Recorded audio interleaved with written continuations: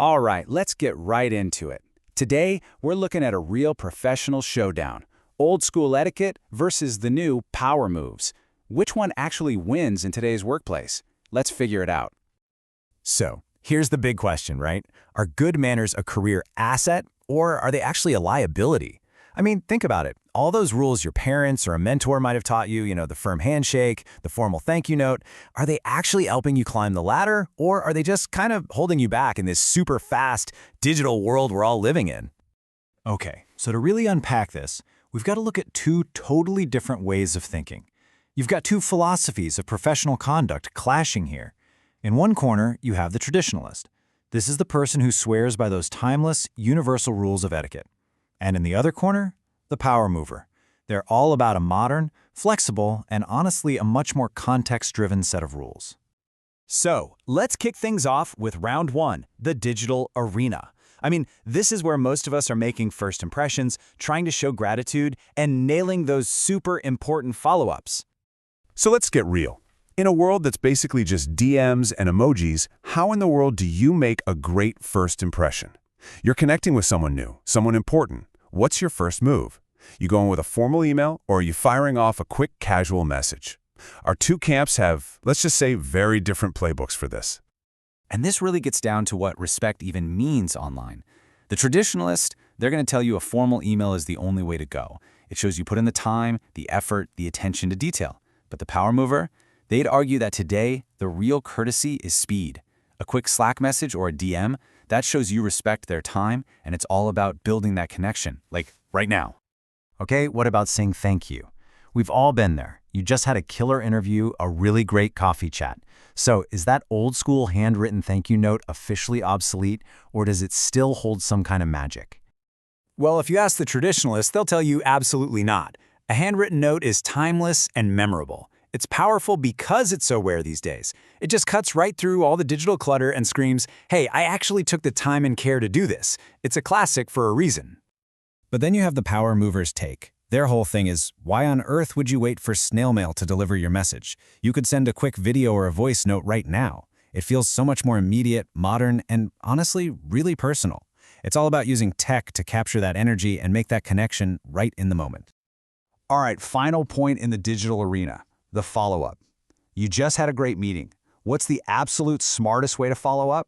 This is crucial because that follow-up can literally make or break a new professional relationship. So what's the play? And the two follow-up strategies couldn't be more different. The traditionalist path is all about thoughtfulness. You send a detailed, well-crafted email within 24 hours. But the power mover? They're all about momentum. They're connecting with you on LinkedIn before you've even left the building and sending a quick personal voice memo to keep that great energy from the meeting alive. Okay, ding, ding, ding. Let's head into round two, the physical arena. Now we're talking about greetings, punctuality, and what your in-person presence says about you. First up, the handshake. I mean, it's classic, right? It's been the go-to business greeting forever. But is it the future, or is it slowly becoming a thing of the past? This is a huge point of debate. The traditionalist will tell you that a firm handshake is a non-negotiable, universal sign of confidence. But the power mover argues that, hey, the world has changed. Now it's more about offering a choice. A friendly nod or a fist bump can actually show a deeper kind of respect for someone's health and their personal comfort zone. Now, what about punctuality? I mean, how critical is being strictly on time when so many of our meetings are virtual anyway? Our whole idea of what it means to be on time is kind of blurry now, isn't it? For the traditionalist, this isn't even up for discussion. Time is respect, late starts erode trust. End of story. It doesn't matter if it's a Zoom call or a boardroom meeting. Being late tells the other person that their time isn't as valuable as yours. It's a fundamental deal breaker. And you can see the same tension play out. It's something like a business meal. What matters more? From the power mover's perspective, it's not even close.